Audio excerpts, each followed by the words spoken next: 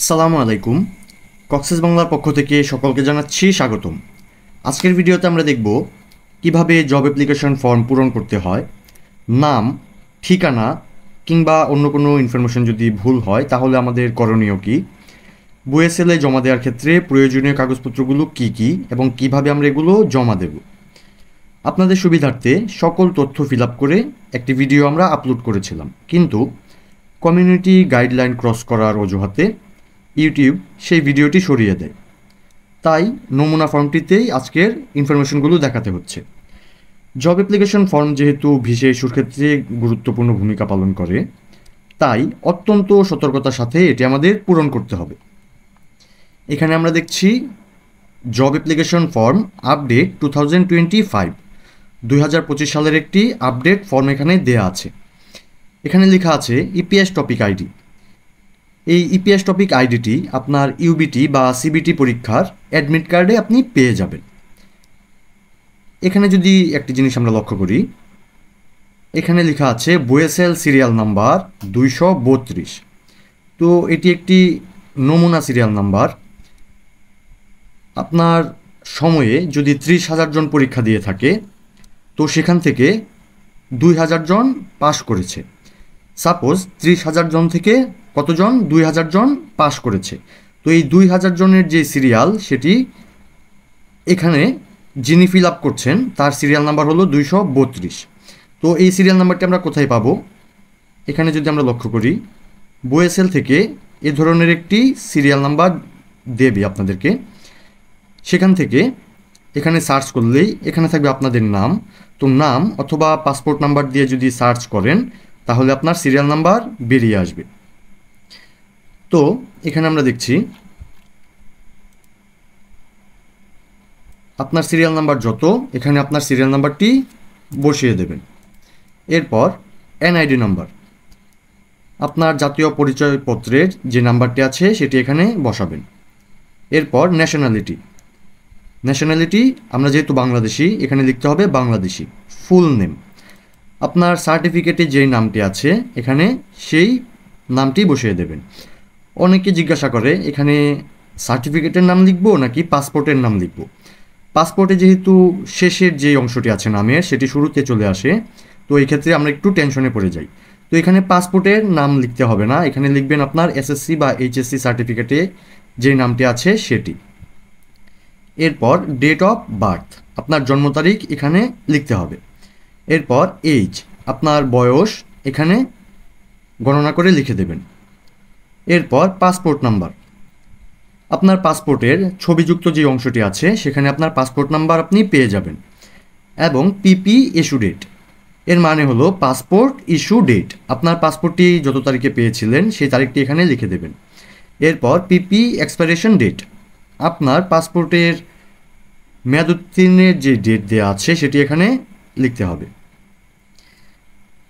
এরপর region of origin, অর্থাৎ আপনার বেড়ে ওঠার যে স্থান আছে সেটি কেমন ছিল। Major city, small and medium city, farm village বা মাউন্টেন ভিলেজ, ফিশিং ভিলেজ। তো আপনি যদি মেজর কোনো সিটিতেও বড় হয়ে থাকেন সেটি এখানে লেখার দরকার নেই, সবচেয়ে ভালো হবে স্মল অ্যান্ড মিডিয়াম সিটি লিখে দিলে। এছাড়াও আপনি ফার্ম ভিলেজ বা ফিশিং ভিলেজ এই অপশনটি সিলেক্ট করতে পারেন, এটি হবে সবচেয়ে ভালো। এরপর জেন্ডার, আপনি যদি পুরুষ হন তাহলে মেল এই অপশনটি সিলেক্ট করবেন, অথবা মহিলা হলে এই অপশনটি সিলেক্ট করতে হবে। এরপর মেরিটাল স্টেটাস, আপনি যদি বিবাহিত হন তাহলে এই অপশনটি সিলেক্ট করবেন। আপনি সিঙ্গেল হলে এখানে এই অপশনটি সিলেক্ট করতে হবে, এবং ডিভোর্সড হলে এই অংশটি সিলেক্ট করবেন। এরপর মেডিকেল এক্সামিনেশন, এখানে আপনার মেডিকেল টেস্টের যত ইনফরমেশন আছে সেগুলো লিখতে হবে। ডেট অফ এক্সামিনেশন, অনেকে ভুল করে এখানে আপনার পরীক্ষার ডেটটি দিয়ে দেন, এটি করা যাবে না। আপনার মেডিকেল টেস্টের যে ডেট আছে সেটি এখানে লিখতে হবে। এবং মেডিকেল সেন্টার, আপনার যেই জেলা আছে সেই জেলার সিভিল সার্জনের অফিস থেকে যেহেতু আপনাদের মেডিকেল সার্টিফিকেটটি সাইন করিয়েছেন, তাই এখানে আপনার জেলার মেডিকেল সিভিল সার্জনের ঠিকানাটি লিখতে হবে। এরপর লিম্স চেক বা ফিঙ্গার লস, আর্মস বা হ্যান্ডস, লেগস বা ফিট। এখানে যেহেতু আপনার হাত এবং পায়ের কোনো আঙুল হানি হয়নি, তাই সবগুলো নর্মাল সিলেক্ট করতে হবে। এরপর হাইট, আপনার যে হাইট আছে সেটি সেন্টিমিটারে কনভার্ট করে এখানে লিখতে হবে। এরপর ওয়েট, আপনার যে ওজন আছে সেটি মেপে এখানে সেটি কেজিতে লিখতে হবে। এরপর আই ভিশন, লেফট এবং রাইট। অনেকেই চোখ, ডান চোখ এবং বাম চোখের যে দৃষ্টিশক্তি আছে সেটি 6/6 এখানে লিখে দেন। তো এখানে 6/6 লেখা যাবে না, এখানে যদি নর্মাল হয় তাহলে 1.0 লিখে দেবেন। এরপর কালার ব্লাইন্ডনেস, যেহেতু আমরা নর্মাল তাই এখানে নর্মাল সিলেক্ট করতে হবে। এরপর ফোন নাম্বার, এখানে লেখা আছে মোবাইল ওন, এখানে আপনার নিজের ফোন নাম্বারটি লিখবেন। যেই নাম্বারটি সবসময় খোলা থাকে, আপনাকে ফোন দিলে আপনাকে পাওয়া যাবে, রিচ করা যাবে, সেই নাম্বারটি এখানে দিতে হবে। এরপর হোম, আপনার বাড়ির একটি নাম্বার এখানে লিখতে হবে। এরপর রিলেটিভস ফোন, আপনার কোনো একজন আত্মীয়র নাম্বার এখানে দিতে হবে। এখানে 3টি নাম্বারই হবে আলাদা আলাদা। এরপর আমরা দেখছি ফাদার্স বা মাদার্স নেম অ্যান্ড অ্যাড্রেস। তো এখানে আপনার বাবার নাম এবং ঠিকানা লিখতে হবে। এরপর ডিজায়ার্ড ইন্ডাস্ট্রি, ক্যাটাগরি, আপনি যেহেতু ম্যানুফ্যাকচারিংয়ে কাজ করতে চাচ্ছেন তাই এখানে ম্যানুফ্যাকচারিং লিখে দেবেন, কিংবা আপনি যদি অন্য কোনো ক্যাটাগরিতে কাজ করতে চান তাহলে সেটি এখানে উল্লেখ করতে হবে। এরপর আছে সাব ক্যাটাগরি, সাব ক্যাটাগরিতে আপনার ক্যাটাগরির মধ্যকার কেমন কারখানাতে কাজ করতে চাচ্ছেন। তো সাব ক্যাটাগরি আপনারা কিভাবে সিলেক্ট করবেন এর জন্য একটি লিস্ট আছে, সেই লিস্টটি আমরা আমাদের ভিডিওর ডিসক্রিপশনে দিয়ে দেব। তো আমরা লিস্ট দেখছি, এই যে এখানে একটি লিস্ট দেওয়া আছে, job application sub category, manufacture of food products and beverage. এখানে ম্যানুফ্যাকচারিং, যেহেতু আপনি ম্যানুফ্যাকচারিংয়ে কাজ করতে চাচ্ছেন তাই এখানে এই অপশনটি সিলেক্ট করতে পারেন। এছাড়াও manufacture of tobacco, manufacture of textiles except sewn wearing apparel. তো এই অংশটি আপনারা সিলেক্ট করতে পারেন, আপনাদের পছন্দ মতো সাব ক্যাটাগরিগুলো আপনারা সিলেক্ট করে দেবেন।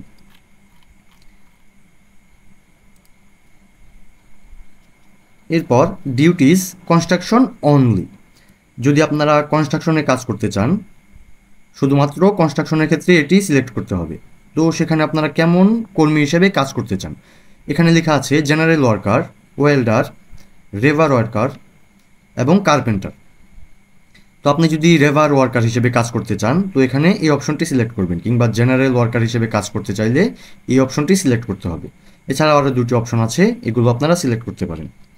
এরপর আছে ডিজায়ার্ড স্যালারি, আপনারা যেহেতু কোরিয়াতে যেতে চাচ্ছেন সেখানে আপনাদেরকে কেমন বেতন দিলে আপনারা সেখানে কাজ করবেন এটি এখানে সিলেক্ট করতে হবে। তো কোরিয়াতে যেহেতু 22 লাখ কোরিয়ান ওয়ান বর্তমানে বেসিক স্যালারি, তো এখানে আপনারা অতিরিক্ত বেশিও দিতে পারবেন না, কিংবা অতিরিক্ত কম দিলেও সেটি ভালো দেখায় না, বেশি বা কম এটি ভালো দেখাবে না, তাই এখানে আপনারা সবচেয়ে ভালো হবে যদি 21 লাখ কোরিয়ান ওয়ান লিখে দেন। এরপর স্কিল টেস্ট, এখানে যেহেতু আপনি স্কিল টেস্ট দিয়েছেন তাই ওয়াই অপশনটি সিলেক্ট করবেন। এরপর একাডেমিক ব্যাকগ্রাউন্ড, এখানে আমরা দেখতে পাচ্ছি doctoral degree, master's degree, bachelor's degree, associate degree, high school, junior high school, elementary etcetera. তো আমরা যদি এসএসসি বা প্রচলিত অর্থে যেটাকে আমরা মেট্রিক বলি সেটি পাশ করে থাকি তাহলে এখানে হাই স্কুল সিলেক্ট করতে হবে। তাছাড়া এইচএসসি অর্থাৎ যেটাকে আমরা ইন্টারমিডিয়েট বলি, অথবা ডিপ্লোমা ইঞ্জিনিয়ারিং কমপ্লিট করে থাকি তাহলে এখানে অ্যাসোসিয়েট ডিগ্রি এই অপশনটি সিলেক্ট করতে হবে। অনার্স কমপ্লিট যদি আমাদের হয়ে থাকে তাহলে আমরা এই অপশনটি সিলেক্ট করব। মাস্টার্স কমপ্লিট হয়ে থাকলে আমরা এই অপশনটি সিলেক্ট করব। এরপর অ্যাপ্লিক্যান্টস ব্যাঙ্ক অ্যাকাউন্ট, আপনি যেই ব্যাঙ্কে অ্যাকাউন্ট করেছেন সেই ব্যাঙ্কের নাম, তারপর ব্রাঞ্চের নাম, এগুলো এখানে লিখতে হবে। তো এখানে দেওয়া আছে নেম অফ দ্য ব্যাঙ্ক, এখানে সেই ব্যাঙ্কের নামটি লিখবেন। যদি ব্রাক ব্যাঙ্ক হয়ে থাকে তাহলে ব্রাক ব্যাঙ্ক পিএলসি এভাবে লিখতে হবে। এরপর ব্রাঞ্চ নেম, যেই ব্রাঞ্চ থেকে আপনার অ্যাকাউন্টটি করেছেন সেই ব্রাঞ্চের নাম এখানে লিখতে হবে। তারপর ব্যাঙ্ক কোড, এখানে ব্যাংকের সুইফট কোডটি লিখতে হবে। তো আপনার ব্যাংকের সুইফট কোড আপনি কিভাবে পাবেন? ব্যাংকে গিয়ে যদি জিজ্ঞাসা করেন তাহলে সেখান থেকে পেয়ে যাবেন। তাছাড়া গুগলে যদি আপনার ব্যাংকের নাম লিখে সেখানে লিখেন সুইফট কোড, ব্যাংকের নামের সাথে সুইফট কোড লিখেন, তাহলে এই ধরনের একটি কোড চলে আসবে। এরপর অ্যাকাউন্ট নাম্বার, এখানে আপনার ব্যাংক অ্যাকাউন্টটি দিয়ে দেবেন। তো এখানে সবচেয়ে ভালো হয় ডাচ বাংলা ব্যাংক, ব্রাক ব্যাংক, এ ধরনের ব্যাংকের অ্যাকাউন্ট যদি আপনার এখানে উল্লেখ করেন। যে সকল ব্যাংকের অনলাইন কার্যক্রম আমাদের দেশে আছে সেই ব্যাংকগুলো এখানে, ব্যাংকের অ্যাকাউন্টগুলো এখানে দেবেন। এক্ষেত্রে ডাচ বাংলা ব্যাংকের ক্ষেত্রে আপনি রকেট দিয়ে আপনার কার্যক্রম চালাতে পারবেন। তাছাড়া যদি ব্রাক ব্যাংক হয় সেখানে আপনি বিকাশের মাধ্যমে আপনার কার্যক্রম চালাতে পারবেন। তারপর ইমেল, এখানে আপনার জিমেল অ্যাড্রেস যেটি আছে সেটি এখানে লিখতে হবে। এরপর আছে এখানে প্রিফার্ড রিজন, তো আপনি কেমন জায়গায় কাজ করতে চান। এখানে লেখা আছে নো প্রিফারেন্স, এনি সিটি, আপনাকে যে কোনো শহরে দিলে আপনি কাজ করতে চাচ্ছেন। তো এখানে তারপরও ফার্স্ট চয়েস, সেকেন্ড চয়েস দিতে হবে। তো এই ক্ষেত্রে আপনারা কোরিয়ার 2টি শহর এখানে উল্লেখ করবেন। তো কোরিয়ার শহরগুলো কিভাবে উল্লেখ করবেন এর জন্য একটি লিস্ট আছে, সেটি আমরা আমাদের ভিডিও ডিসক্রিপশনে দিয়ে দেব। এখানে আমরা দেখছি সাউথ কোরিয়ান টপ 30 সিটি। তো এখানে সিরিয়ালি কোরিয়ার 30টি সিটির নাম দেওয়া আছে, পজ করে আপনারা দেখতে পারেন অথবা ভিডিও ডিসক্রিপশনে গিয়ে এই সিরিয়ালটি আপনারা দেখতে পারেন। এখান থেকে 2টি শহর আপনারা পছন্দ করে দেবেন, যেই শহরগুলোতে আপনাদের পেশার পরিমাণ বেশি, আপনাদের জীবিকা নির্বাহ সহজ হবে, সেগুলো এখানে সিলেক্ট করতে হবে। তো এখানে অনেকে সিউল এবং বুসান এগুলো সিলেক্ট করে থাকে। সবচেয়ে ভালো হবে এই 2টা শহর যদি আপনারা সিলেক্ট না করেন, কারণ সবাই যদি বড় শহরে যেতে চায়, যেহেতু সিউল একটি বড় শহর এবং কোরিয়ার রাজধানী, সেক্ষেত্রে সবাই এখানে যেতে চায়। তো সবাই যদি একই শহর সিলেক্ট করেন তাহলে আপনাদের ভিসা ইস্যুর ক্ষেত্রে জটিলতা তৈরি হবে, যেহেতু সেখানে জীবিকার পরিমাণ কমে যাবে, সবাইকে তো এক জায়গায় দেওয়া যাবে না, তাই ভিসা ইস্যু কম হবে। এখান থেকে আপনারা সিরিয়ালি আপনাদের শহরগুলো পছন্দ করতে পারেন। এরপর দেখছি ইপিএস টপিক, এখানে আপনার পরীক্ষা সংক্রান্ত তথ্যগুলো দিতে হবে। ইন্ডাস্ট্রি, এখানে দেবেন ম্যানুফ্যাকচারিং। এরপর টেস্ট ডেট, আপনি যে তারিখে পরীক্ষা দিয়েছিলেন সেই তারিখটি এখানে উল্লেখ করতে হবে। এরপর আপনার ভাষা পরীক্ষায় আপনি কত নাম্বার পেয়েছেন, এখানে লেখা আছে score, reading, listening, total score, average. তো আপনি রিডিংয়ে যে নাম্বারটি পেয়েছেন সেটি এখানে উল্লেখ করবেন, লিসেনিংয়ে কত পেয়েছেন সেটি এখানে দিতে হবে, এবং রিডিং লিসেনিং মিলিয়ে কত নাম্বার পেয়েছেন টোটাল স্কোরটি এখানে লিখতে হবে। টোটাল স্কোর যেটি হবে সেটিকে, যেহেতু রিডিং এবং লিসেনিং আছে তাই এটিকে 2 দিয়ে ভাগ করতে হবে। 2 দিয়ে ভাগ করলে আপনাদের বেরিয়ে যাবে অ্যাভারেজ স্কোর। অ্যাভারেজ স্কোরটি এখানে লিখতে হবে। তারপর ভোকেশনাল স্কুল, আপনারা যদি ভোকেশনাল স্কুল থেকে কোনো লেভেল নিয়ে থাকেন তাহলে এখানে উল্লেখ করতে হবে। যেহেতু কোরিয়ান ভাষায় আপনি পাশ করেছেন, ইউবিটি পরীক্ষা বা সিবিটি পরীক্ষায় পাশ করেছেন, তাই এখানে এক্সিলেন্ট অপশনটি সিলেক্ট করবেন। তাছাড়া গুড দেওয়া যায়, সবচেয়ে ভালো হবে এক্সিলেন্ট দিয়ে দিলে। এরপর আছে ইংলিশ, ইংলিশে আপনি গুড অথবা এক্সিলেন্ট লিখতে পারেন, এই 2টো অপশন থেকে একটি সিলেক্ট করতে পারেন। তারপর দেওয়া আছে আদার ল্যাঙ্গুয়েজ, আপনি যদি অন্য কোনো ভাষা ভালোভাবে জানেন তাহলে এখানে সেটি উল্লেখ করতে পারেন। লাইসেন্স 1, 2, 3, আপনি যদি বাংলাদেশে ড্রাইভিং অথবা কোনো ফ্যাক্টরিতে কোনো কাজের লাইসেন্স যদি আপনার থাকে, আপনি যদি কোনো লাইসেন্সধারী হন তাহলে সেটি এখানে উল্লেখ করবেন। এরপর ওয়ার্ক এক্সপিরিয়েন্স এনি কান্ট্রি, কোনো দেশে যদি আপনার কাজ করার অভিজ্ঞতা থাকে তাহলে এখানে সিরিয়ালি সেটি উল্লেখ করবেন। এখানে কান্ট্রি অর্থাৎ দেশের নাম লিখবেন। ইন্ডাস্ট্রি ক্যাটাগরি, ইন্ডাস্ট্রির ক্যাটাগরিগুলো এখানে লিখতে হবে। সাব ক্যাটাগরি কী ছিল সেটি এখানে লিখতে হবে। এরপর আপনি কত সাল থেকে কত সাল পর্যন্ত কাজ করেছেন এখানে সেটি উল্লেখ করতে হবে। এরপর ডিউটিস কনস্ট্রাকশন অনলি, যদি আপনি সেই দেশগুলোতে শুধুমাত্র কনস্ট্রাকশনে কাজ করে থাকেন তাহলে এখানে সেখান থেকে অপশনগুলো সিলেক্ট করবেন, আপনি কেমন কর্মী হিসাবে সেখানে কাজ করেছেন। এরপর ওয়ার্ক এক্সপিরিয়েন্স ইন কোরিয়া, কোরিয়াতে আপনার কাজের কোনো এক্সপিরিয়েন্স আছে কি না। তো স্বাভাবিকভাবে এখানে নো সিলেক্ট করতে হবে। এরপর name of school, college, university. উপরে আপনি একাডেমিক ব্যাকগ্রাউন্ডের হিসাবে কি দিয়েছিলেন। যদি হাই স্কুল দেন তাহলে এখানে আপনার হাই স্কুলের নাম এবং ঠিকানা লিখতে হবে। এরপর যদি এইচএসসি কমপ্লিট করে থাকেন তাহলে আপনার কলেজের নাম এখানে লিখতে হবে। তাছাড়া অনার্স, মাস্টার্স যদি আপনি কমপ্লিট করে থাকেন তাহলে এখানে আপনার ভার্সিটির নাম লিখতে হবে। অপশনটিতে আপনার স্কুল, কলেজ বা ইউনিভার্সিটির ঠিকানা লিখতে হবে। এরপর আছে ইমার্জেন্সি কন্ট্যাক্ট ইনফরমেশন। আপনি ইমার্জেন্সি কন্ট্যাক্ট ইনফরমেশনে কার নাম দিতে চাচ্ছেন। যদি আপনার বাবার নাম দেন তাহলে এখানে তার সকল ডিটেলস দিতে হবে। আপনি যদি আপনার ভাইকে দেন বা মাকে দেন তাহলে তার ইনফরমেশনগুলো এখানে লিখতে হবে। ওনার সম্পূর্ণ নাম এখানে লিখতে হবে ইংরেজিতে। এরপর উনি কোথায় থাকেন, কোন দেশের নাগরিক সেটি এখানে লিখতে হবে। অবশ্যই বাংলাদেশি লিখতে হবে এখানে, যদি বাংলাদেশি হয় আর কি, যেহেতু আমরা বাংলাদেশি লিখবেন। এরপর ওনার ফোন নাম্বার এবং রিলেশনশিপ টু ইউ, আপনার সাথে ওনার সম্পর্ক কী। যদি বাবা হয় তাহলে এখানে ফাদার লিখতে হবে, ভাই হলে ব্রাদার লিখতে হবে। তো এখানে অবিবাহিত যারা আছেন তারা এখানে তার বাবা অথবা ভাই অথবা মায়ের নাম্বার দিবেন এখানে টেলিফোন নাম্বারে। এখানে একটি নাম্বার হবে এবং উপরে আরও 3টি নাম্বার লিখতে হবে।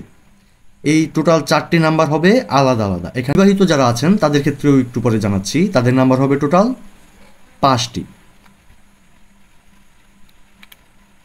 এখানে আমরা দেখতে পাচ্ছি have you ever used any other names to enter of depart Korea. কোরিয়াতে ব্যবহারযোগ্য আপনার অন্য কোনো নাম আছে কি না, এখানে নো সিলেক্ট করতে হবে। এরপর is the invitee a citizen of more than other country, আপনার অন্য কোনো দেশে নাগরিকত্ব আছে কি না, সিটিজেনশিপ আছে কি না, তো এখানে নো সিলেক্ট করতে হবে। এরপর does the invitee have any other valid passport, আপনার অন্য কোনো পাসপোর্ট আছে কি না, ব্যবহারযোগ্য অন্য কোনো পাসপোর্ট আছে কি না, তো এখানে নো সিলেক্ট করবেন। এরপর আপনি কোরিয়াতে 5 বছরের মধ্যে গিয়েছেন কি না, তো এখানে নো সিলেক্ট করতে হবে, যেহেতু আপনি কোরিয়াতে যাননি তাই নো সিলেক্ট করবেন। এরপর কোরিয়া ছাড়া অন্য কোনো দেশে 5 বছরের মধ্যে গিয়েছেন কি না, যদি আপনি 5 বছরের মধ্যে অন্যান্য কোনো কান্ট্রিতে বা দেশে গিয়ে থাকেন তাহলে তার নাম এবং কী কারণে সেই দেশে গিয়েছেন এবং পিরিয়ড অব স্টে, তো আপনি সেখানে কত তারিখ থেকে কত তারিখ পর্যন্ত ছিলেন সেটি এখানে উল্লেখ করতে হবে। এরপর আপনি যদি বিবাহিত হয়ে থাকেন তাহলে আপনার স্পাউসের ইনফরমেশন অর্থাৎ হাজব্যান্ড অথবা ওয়াইফের ইনফরমেশন এখানে লিখতে হবে। তো ওনার নাম লিখবেন, এখানে ওনার জন্ম তারিখ লিখতে হবে, ন্যাশনালিটি উনি কোন দেশের নাগরিক সেটি এখানে লিখতে হবে এবং কোথায় আছেন সেই অ্যাড্রেসটি এখানে লিখতে হবে এবং কন্ট্যাক্ট নাম্বার লিখতে হবে। তো বিবাহিত যদি হন তাহলে এখানে কাইন্ডলি আপনার কোনো একটি নাম্বার দিয়ে দেবেন, আপনার ওয়াইফ অথবা হাজব্যান্ডের নাম্বার দেওয়ার কোনো প্রয়োজন নেই, যেহেতু বর্তমানে আমাদের দেশে বা অন্যান্য দেশের ক্ষেত্রেও পারিবারিক কলহ বেড়েই চলেছে, তাই এখানে যদি আপনার হাজব্যান্ড অথবা ওয়াইফের নাম্বার দেন, অনেক ক্ষেত্রে তারা যদি চান যে আপনি কোরিয়াতে না যান তাহলে ওনারা প্রবলেম করতে পারে। তাই বিবাহিত যারা আছেন তারা এখানে নিজের অন্য একটি নাম্বার দিয়ে দেবেন। তো বিবাহিতদের ক্ষেত্রে এখানে হবে একটি নাম্বার, উপরে ইমার্জেন্সি কন্ট্যাক্ট নাম্বারে দেবেন একটি নাম্বার, টোটাল আলাদা হবে 2টি নাম্বার। এরপর এখানে আছে আরও 3টি নাম্বার, টোটাল কয়টি হলো, টোটাল 5টি নাম্বার আলাদা আলাদা হতে হবে, একই রকম নাম্বার হলে হবে না। এরপর ডু ইউ হ্যাভ চিলড্রেন, আপনার যদি সন্তান থাকে তাহলে ইয়েস, যদি না থাকে তাহলে নো। যদি সন্তান থাকে তাহলে তাদের নাম্বার কতজন সন্তান আছে সেটি এখানে উল্লেখ করতে হবে। এরপর name of Korean language learning centre, আপনার যেখান থেকে সার্টিফিকেট নিয়েছেন কিংবা কোরিয়ান ভাষা শিখেছেন সেটি এখানে উল্লেখ করতে হবে এবং তার অ্যাড্রেস এখানে লিখতে হবে, কন্ট্যাক্ট নাম্বার এখানে লিখতে হবে এবং জিমেল অ্যাড্রেস এখানে লিখতে হবে। এরপর কোরিয়ান ভাষা শেখার ক্ষেত্রে আপনার কত টাকা খরচ হয়েছে সেটি এখানে উল্লেখ করতে হবে। এরপর টোটাল ফিল আপ করার পর এটি যখন প্রিন্ট করবেন, প্রিন্ট করে যেহেতু কোরিয়া যাওয়ার ক্ষেত্রে বুয়েসেলে গিয়ে কাগজপত্র জমা দিতে হবে, তাই প্রিন্ট করার পর এই পেজটিতে এখানে একটি সাইন করবেন এবং এখানে তার সাইন যেদিন করবেন তার ডেটটি এখানে লিখতে হবে এবং উপরে ছবি লাগানোর যে অংশটি আছে এখানে আপনার 6 মাসের মধ্যে তোলা একটি ছবি লাগাতে হবে এবং ছবিটি হবে কোরিয়ান সাইজ কেমন 3.5 ইন্টু 4.5 এবং ছবিটির ব্যাকগ্রাউন্ড হবে সাদা। যেহেতু ব্যাকগ্রাউন্ড হবে সাদা তাই আপনি সাদা কোনো পোশাক পরবেন না, লাল ছাড়া অন্য কোনো কালারিং পোশাক পরে যাবেন। তো আমরা স্বাভাবিকভাবে নর্মাল কম্পিউটারের দোকান থেকে ছবি বের করে এখানে লাগিয়ে দিতে চাই, তো এটা হবে আত্মঘাতী, এটি ভুল হবে। এখানে আমরা কি করব, এখানে আমরা লেপ প্রিন্ট একটি ছবি লাগাবো। আমি আরেকবার বলছি, এখানে এমন একটি ছবি লাগাবো যেই ছবিটি হবে লেপ প্রিন্ট এবং তার সাইজ হবে কোরিয়ান সাইজ, অর্থাৎ 3.5 ইন্টু 4.5 এবং ছবিটির ব্যাকগ্রাউন্ড হবে সাদা। তাই আমরা যে কাপড়টি পরবো, পরনের কাপড়টি হবে সাদা ব্যতীত অন্যান্য কালার এবং লাল হওয়া যাবে না, লাল না হলে ভালো। তো এই ছবিটি আমরা এই পেজটি প্রিন্ট করার পর আঠা দিয়ে ভালোভাবে লাগিয়ে দেব। এই জব অ্যাপ্লিকেশনের সাথে আরও প্রয়োজনীয় কাগজগুলো কি কি যেগুলো আমরা বুয়েসেলে জমা দেব, এটি আমরা এখন দেখছি। এখানে লেখা আছে জব অ্যাপ্লিকেশন ফর্মের সঙ্গে নিম্নবর্ণিত প্রমাণাদি জমা দিতে হবে। পাসপোর্ট সাইজের রঙিন ছবি, ব্যাকগ্রাউন্ড সাদা, নিজ দায়িত্বে গাম বা আঠা দিয়ে জব অ্যাপ্লিকেশনের নির্ধারিত স্থানে লাগাতে হবে।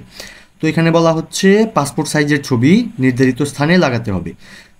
তো এখানে আমরা পাসপোর্ট সাইজের ছবি না দিয়ে কোরিয়ান সাইজ দেব, সেটি হবে 3.5 ইন্টু 4.5, যেটি আমরা পূর্বেই দেখেছি। এরপর স্বাস্থ্য পরীক্ষার উত্তীর্ণ সনদের মূল কপি, অবশ্যই ফটোকপি নিজে সংরক্ষণ করতে হবে। তো এখানে আমরা ফটোকপি না করে একটি প্রিন্ট কপি করব। আমাদের স্বাস্থ্য পরীক্ষার উত্তীর্ণের যেই কাগজটি আছে সিভিল সার্জনের অফিস থেকে যেটি আমরা সাইন করিয়ে এনেছি, সেটি কম্পিউটারের দোকানে গিয়ে স্ক্যান করে একটি কালার প্রিন্ট করে রাখব। তো কালার প্রিন্টটি স্বাভাবিকভাবে বুয়েসেল জমা নিচ্ছে, মেইন কপিটি আমাদের কাছে রেখে দিতে হবে। এরপর মূল পাসপোর্ট ও এসএসসি বা সমমানের সনদের মূল কপি এবং ফটোকপি। তো সেখানে মূল কপি, পাসপোর্টের মেইন কপি সেটি নিয়ে যেতে হবে এবং এসএসসি বা সমমানের একটি সার্টিফিকেট সাথে করে নিয়ে যেতে হবে। এটি হবে শো করার জন্য, এটি জমা দেবেন না, এটি শো করার জন্য। তো সাথে করে এখানে ফটোকপি লেখা আছে, কিন্তু আপনারা স্ক্যান করে প্রিন্ট কপি নিয়ে যাবেন। স্ক্যান করে যে কালার কপিটি আছে সেটি নিয়ে যাবেন, সেখানে কালার কপিটি জমা দেবেন। মেইন কপি যেটি আছে সেটি সাথে করে আবার ব্যাক নিয়ে আসবেন। এরপর পাসপোর্টের রঙিন কপি, তবে ন্যূনতম 395 দিন মেয়াদ থাকতে হবে। তো পাসপোর্টের একটি কালার কপি আপনারা প্রিন্ট করে নিয়ে যাবেন, স্ক্যান করে কালার কপিটি নিয়ে যাবেন এবং ছবি এবং ঠিকানাযুক্ত যেই পেজটি আছে সেটি নিম্নবর্ণিত নমুনা অনুযায়ী প্রিন্ট হতে হবে। সেখানে আপনার নাম, ঠিকানা, জন্ম তারিখ সব কিছু স্পষ্টভাবে লেখা আছে, সেটি নিয়ে যেতে হবে এবং সেখানে যদি কোনো ভুল থাকে কিংবা আপনি যখন আবেদন করেছিলেন তখন সকল তথ্য সঠিক দিয়েছিলেন, কিন্তু বুয়েসেলের কম্পিউটার অপারেটর যারা আছে তারা যদি ভুল করে থাকে, তখন এই জব অ্যাপ্লিকেশনে সবগুলো তথ্য আপনারা সঠিক দেবেন। আপনার যে সঠিক তথ্য আছে, যেগুলো আপনার সার্টিফিকেটে আছে এবং পাসপোর্টে আছে, সবগুলো এখানে লিখবেন এবং কম্পিউটার অপারেটর পূর্বে যেটি ভুল করেছে সেই ভুলটি আপনার চোখে পড়েছে, সেটি এভাবে সংশোধনের জন্য একটি পেজ আপনারা প্রিন্ট করবেন। তো একটি পেজে কম্পিউটারের দোকানে গিয়ে এভাবে একটি পেজে এটি লিখতে হবে। সংশোধনীয় বিষয়, ভুল নাম, যেমন এখানে লেখা আছে নমুনা একটি নাম দেয়া আছে রাকিবুল আলম এবং সঠিক নাম রাকিবুল আলম। তো কোথায় ভুল হয়েছে? ভুল হয়েছে এখানে ALAM না দিয়ে তারা এখানে ও দিয়ে দিয়েছে। কি হতো? ALAM, তারা দিয়েছে কি ALOM। তো যেখানে ভুল হয়েছে সেখানে এভাবে একটি আন্ডারলাইন করতে হবে এবং সঠিক যেটি সেটি লেখার পর এখানে এভাবে একটি আন্ডারলাইন করতে হবে। যদি জন্ম তারিখ ভুল হয়ে থাকে তাহলে জন্ম তারিখ যেখানে ভুল হয়েছে সেখানে এভাবে একটি আন্ডারলাইন করবেন এবং সঠিক জন্ম তারিখ এখানে লিখতে হবে। যদি ঠিকানা ভুল হয়ে থাকে তাহলে ঠিকানাটি যেখানে ভুল হয়েছে সেখানে এভাবে একটি আন্ডারলাইন করার পর সঠিকটি দিয়ে সঠিকের নিচে এভাবে একটি আন্ডারলাইন করতে হবে এবং এই পেজটি প্রিন্ট করে আপনার সকল কাগজপত্রের সাথে জমা দিতে হবে। এই সকল প্রয়োজনীয় কাগজপত্রের সাথে জমা দিতে হবে এবং আপনারা যে পেজগুলো প্রিন্ট করেছেন, যেগুলো আপনারা বইএসএলে জমা দেওয়ার জন্য নিয়ে যাচ্ছেন, এই পেজগুলো এগুলো বইএসএলে ইমেল করতে হবে। তো কোন ফরম্যাটে কতটুকু সাইজ হবে সেটি এখানে দেওয়া আছে।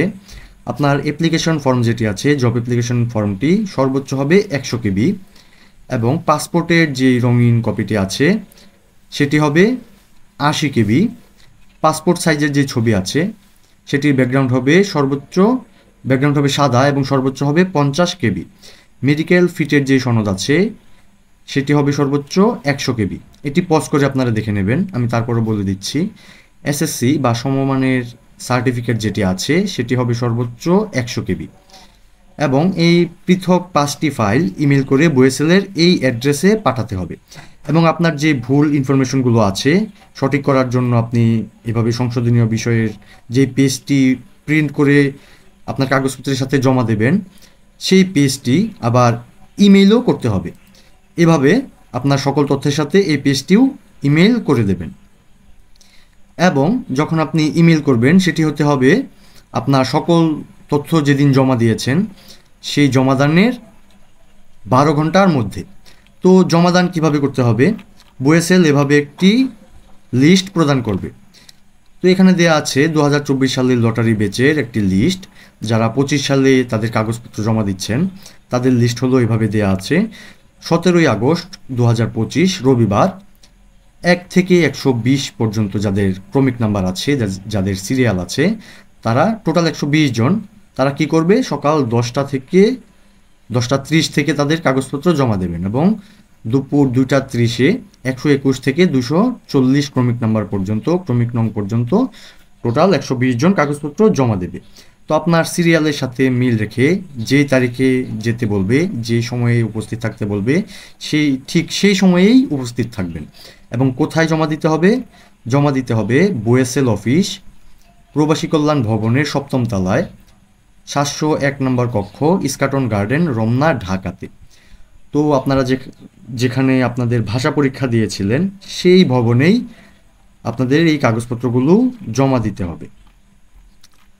তো আমি সকল তথ্য দেওয়ার চেষ্টা করেছি এখানে। তারপরও যদি কোনো ইনফরমেশনে আপনাদের সমস্যা থাকে, আরও ক্লিয়ার করে জানতে চান, এমন যদি হয়ে থাকে তাহলে আমাদের কমেন্ট বক্সে সেটি শেয়ার করবেন অথবা ইমেইলে জানিয়ে দেবেন।